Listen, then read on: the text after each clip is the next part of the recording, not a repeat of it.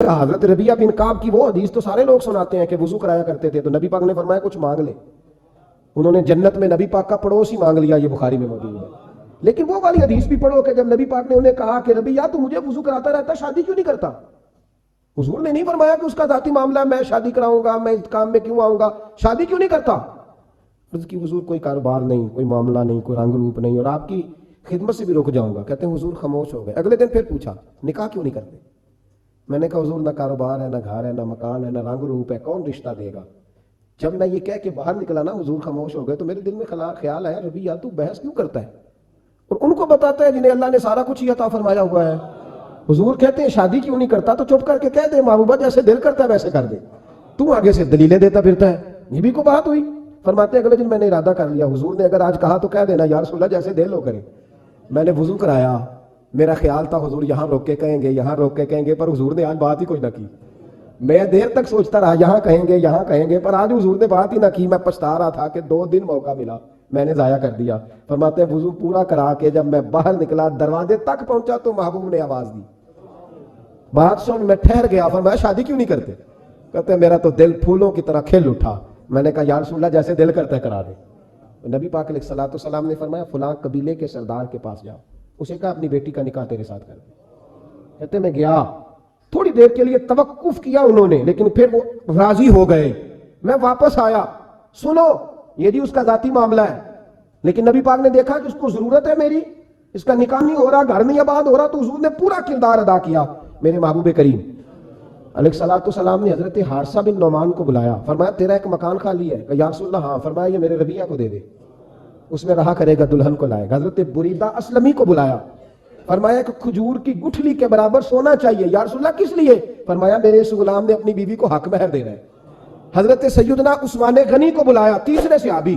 فرمایا ایک مہینے کا بندوبست تو نے کر کے دینا ہے. حضور کس لیے؟ فرمایا میں نے اپنے غلام کا ولیمہ کرنا ہے، بکرے کا بندوبست کر. ساری تیاریاں کر کے دیں. حضرت ربیہ کہتے ہیں جب میں دلہن بیاہ کے گھر لایا تو میرے دوست یار رشتہ دار مبارک دینے آئے. کہنے لگے تیری کیا بات ہے، شادی بھی اعلیٰ خاندان، ولیمہ بھی، اور کھجور کی گٹھلی کے برابر حق مہر بھی. تو حضرت ربیہ رو پڑے. فرمانے لگے میں تو کالا کلوٹا حبشی غلام تھا، سلام بھی کوئی نہیں لیتا تھا، مجھے مبارک نہ دو، میرے مصطفیٰ پہ درود و سلام پڑھو. یہ سارا حضور کا کرم ہے. کہتے ہیں اس کا ذاتی معاملہ ہے، بھئی سارا دن تیرے ساتھ رہتا ہے، اٹھتا بیٹھتا ہے، تیری نوکری کرتا ہے، تو نے کبھی پلٹ کے دیکھا ہی نہیں، تو نے کبھی اشک شوئی نہیں کی، تو نے اتنا ٹائم ہی نہیں دیا کہ تیرے کندھے پہ سر رکھ کے رو سکے، تیری توجہ ہی نہیں. نبی رحمت علیہ السلام دائیں بائیں والوں آگے پیچھے والوں کا خیال رکھتے، جہاں جس کو ضرورت ہوتی حضور اس کی ضرورت میں پہنچتے، اشک شوئی کرتے، نبی پاک پیار کرتے. کہتے ہیں اس کا ذاتی معاملہ ہے، میں کیا کروں؟ سنو حضرت جابر بن عبداللہ رضی اللہ تعالیٰ عنہ کے جو والد تھے نا حضرت عبداللہ بن عمر رضی اللہ تعالیٰ عنہ، وہ اعلیٰ ترین احد کے شہید ہیں کہ نبی پاک فرماتے ہیں رب کریم نے خود ان سے گفتگو فرمائی ہے، خود ان سے گفتگو کی اللہ تبارک و تعالیٰ نے. حضرت جابر بن عبداللہ کے والد عبداللہ بن عمر احد میں شہید ہو گئے تھے. 6 یا 10 مہینے تھی ان کی، قرضے چڑھ گئے، کاروبار میں نقصان ہو گیا. ضروری نہیں کہ کوئی آدمی دھوکے بازی ہو تو وہ مقروض ہوتا ہے، یہ ضروری نہیں. تلک الایام نداولها بین الناس، اللہ لوگوں کے دن پھیرتا ہے، حالات تبدیل کرتا ہے. اب صحابی پہ کچھ شک کر سکتا ہے؟ لیکن حضرت جابر کہتے ہیں اتنا قرضہ چڑھ گیا کہ ایک بال میرا قرضے میں ڈوب گیا. قرضے بڑے دینے تھے، مقروض آتے، تنگ کرتے. خود نبی کریم علیہ السلام نے فرمایا ہے کہ جو مقروض ہوتا ہے وہ قیدی ہوتا ہے، جب تک قرض دے نہیں لیتا اتنی دیر تک وہ آزاد نہیں ہوتا.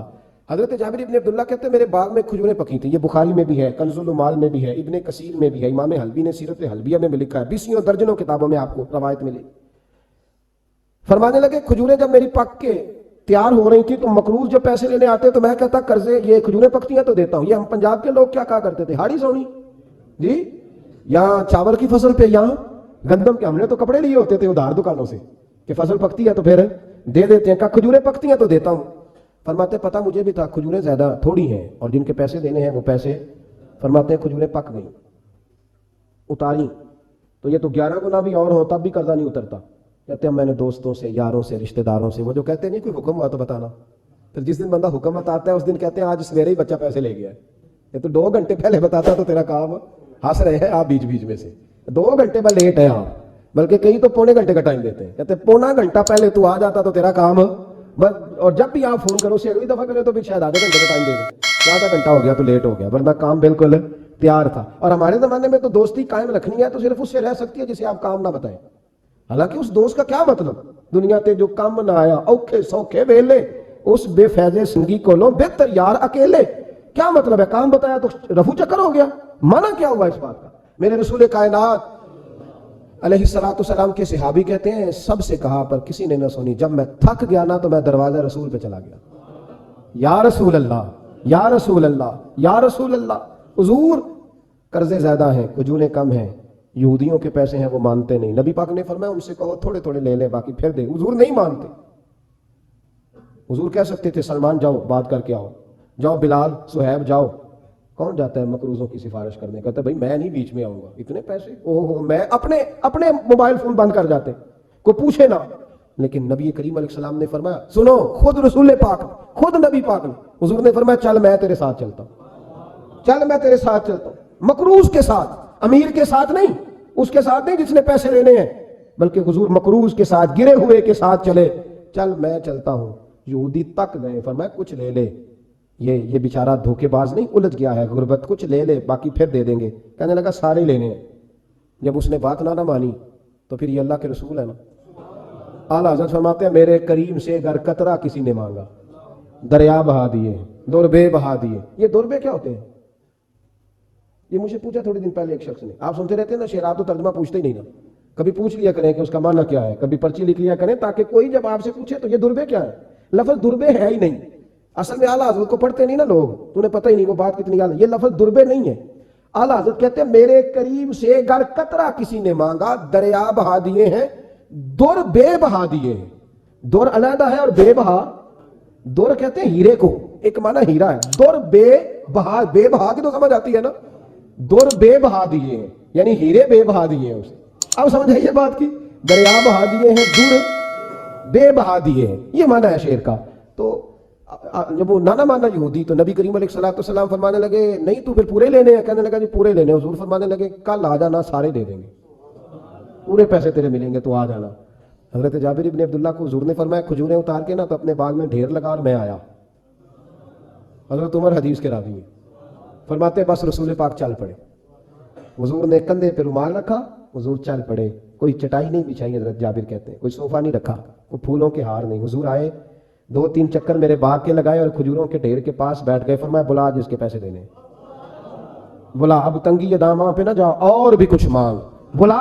فرماتے بندے کو بلایا. حضور نے فرمایا کتنے پیسے؟ حضور اتنے درہم دینار ہے. فرمایا کھجوریں تولتا جا اور دیتا جا.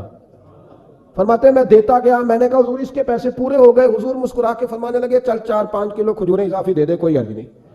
کہتے وہ بھی دے دی. حضور نے فرمایا بلا دوسرے کو. فرمایا اس کو بھی بلایا, تولتا گیا دیتا گیا, حضور پورے ہو گئے. نبی کریم علیہ السلام نے فرمایا چل 4-5 کلو کھجوریں زیادہ دے دی. کہتے قرضے بھی دے دیے, 5-5 کلو کھجوریں بھی زیادہ دے دی. محبوب اٹھے, کچی زمین پہ بیٹھے تھے. حضور نے لباس مبارک کو جھاڑا, رومال کندھے پہ رکھا. فرمایا میں مسجد جا رہا ہوں, وہاں آ کے مجھے خبر دینا, وہاں آ کے مجھے بتلانا کہ جب میں آیا تھا تب کھجوریں زیادہ تھی کہ جب واپس گیا ہوں تب زیادہ ہے. وہاں مجھے آ کے اطلاع دینی ہے, بتانا ہے مجھے وہاں آ کے, میں جا رہا ہوں مجھے بتانا ذرا وہاں آ کے. حضرت جابر ابن عبداللہ کہتے ہیں میں نے کھجوریں تولی, میں تھک گیا. ڈھیر تو چھوٹا تھا پر وزن ہی بڑا نکلا. کہتے ہیں میں تھک گیا, جتنی دی تھی نا اس سے زیادہ تول کے باقی پڑی رہنے دی. میں مسجد میں گیا, لفظ سننا حدیث کے. کہتے ہیں مسجد میں گیا, جا کے عرض کی یا رسول اللہ میں تول آیا ہوں. جب آپ آئے تھے تھوڑی تھی اور جب واپس آئے ہیں تو کئی گنا بڑھ گئی ہیں. حضور نے پتہ کیا فرمایا؟ فرمایا یہ بات نا جو تو نے مجھے بتائی ہے, یہ بات ذرا میرے عمر فاروق کو بھی بتا. عمر بڑا راضی ہوگا. عمر کو بھی بتلا یہ بات. گویا نبی پاک کے معجزات کی, فضائل کی, شمائل کی باتیں جب بتائی جاتی تھی صحابہ کے دل ٹھنڈے ہوتے. عمر کو بھی بتا, عمر راضی ہوں گے.